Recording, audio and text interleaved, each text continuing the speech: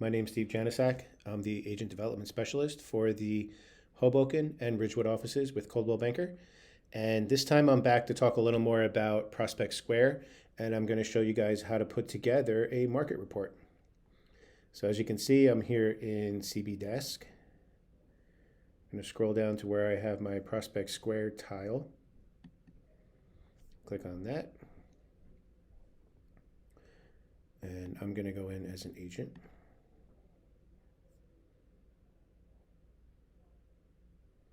Okay, and I touched on most of this when I did the introduction to Prospect Square, but little brief overview here. You can see we have our contacts, reports, groups, analytics, the update reports, and property emails on the left-hand side. On your homepage, you will see a snapshot of how your email campaigns are performing.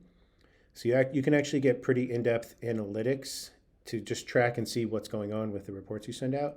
You know, what's hitting with certain clients, what's not, things like that. So for this video, I'm going to click on reports, and we're going to do what's called a market report. You can see I've done a couple here already. When you do a market report, it's going to actually show up here in your history once you complete one. And you can see here, I named them. This is going to be important when we do the market report. I can show you guys.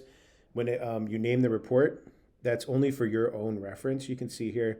So later on, you can see what that report was for, maybe the client, you know, what city it was for, whatever the idea of that report was.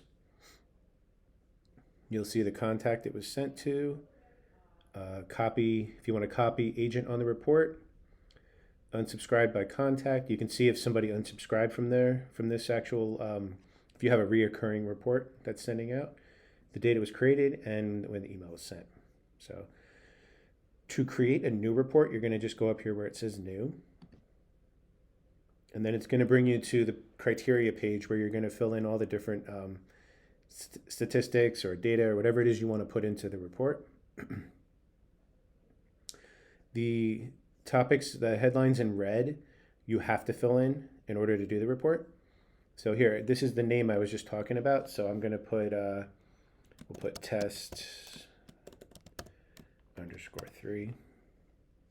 And then for criteria, you're not actually going to fill anything in this box manually. You're just going to click it.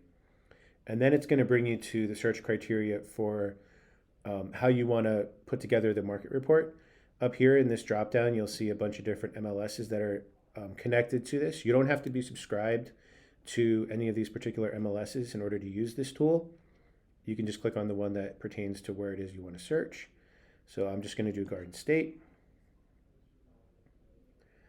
And then now you have the radius search. So you can just click an address. You can input any address here, anything like that. So I'm actually just going to put the address for the Ridgewood office. I think it's Franklin Ave. And you don't have to actually put everything in properly. You can just put what you think is right in there. Click outside of it. Cannot find it. Okay.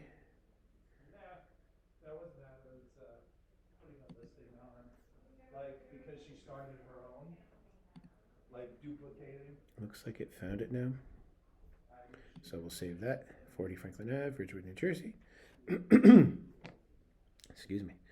And then here you're going to do the radius that you want to search around.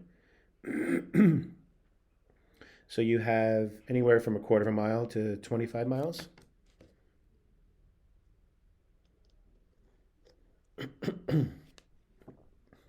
So you can only do a maximum of, I believe it's 200 results. So you have to be kind of careful with how you do the search criteria, because if you do too broad of a search, it's going to have too many results for you to really make it heads and tails out of everything. So you really kind of have to tweak where you want to search, how you want to do the search. So I'm going to do a mile around the office in Ridgewood. And then as you go down, you'll see on market. So you can check off these boxes or uncheck them if you don't want it. So we're going to do active listings going back 30 days. I'm not going to do coming soon. I'm not going to do under contract. And then you could do sold/closed. So I'm just going to do sold within the last maybe 2 weeks. And then you can do sale price if you want as well. I'm going to just turn off the off market.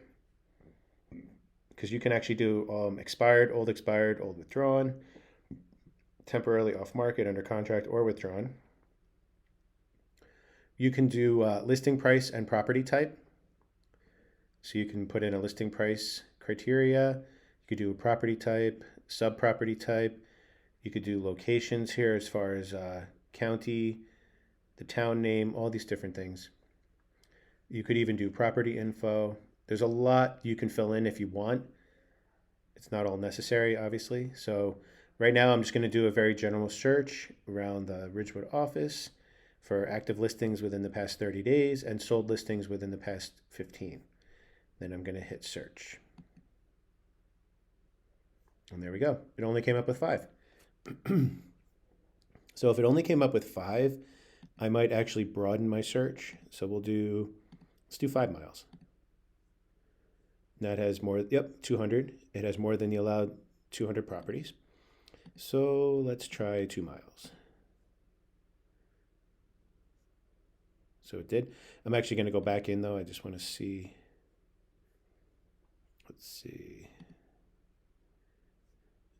Is it telling us? It's not telling us the number right now, but we can see that when we preview the report. And then I'm going to hit contacts. So you can actually upload your contact list in here if you want. I can show you how to do that. In the meantime, you would just hit new contact. So I'm just going to put myself in here. All you need is first name, last name, and an email. So I'll do my Coldwell Banker email. Okay, and then hit save and close. And that's all you need to do the report. So I'm going to preview it now.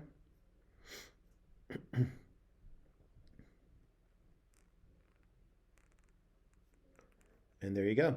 So you can actually customize this photo too right here if you want, right here. It's going to have this copy that's going to come directly onto your report, and it's going to actually put your client's name there. Down here, you'll see the ability to convert it to a PDF, view it in a browser, share it to social media. They can contact you, and you can forward it to a friend. It'll have all your contact info, and then down here, you'll see the market snapshot, and you'll see for sale data and sold data. All the listings on a map.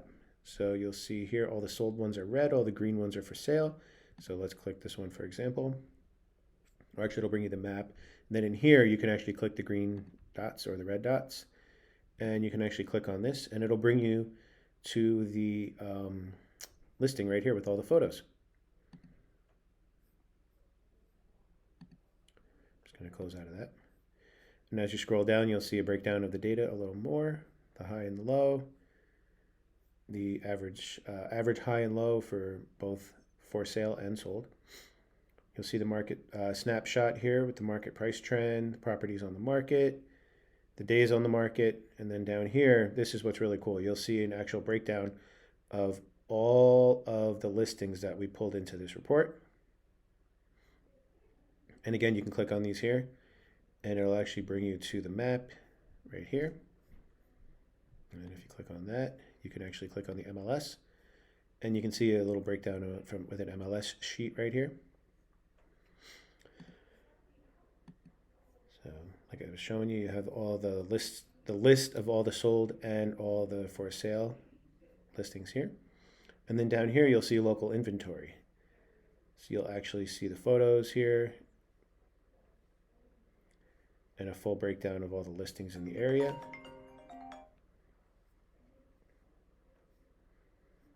And that is your market report. So you see, you go all the way down, and that's your market report. If you want to send these out to your clients,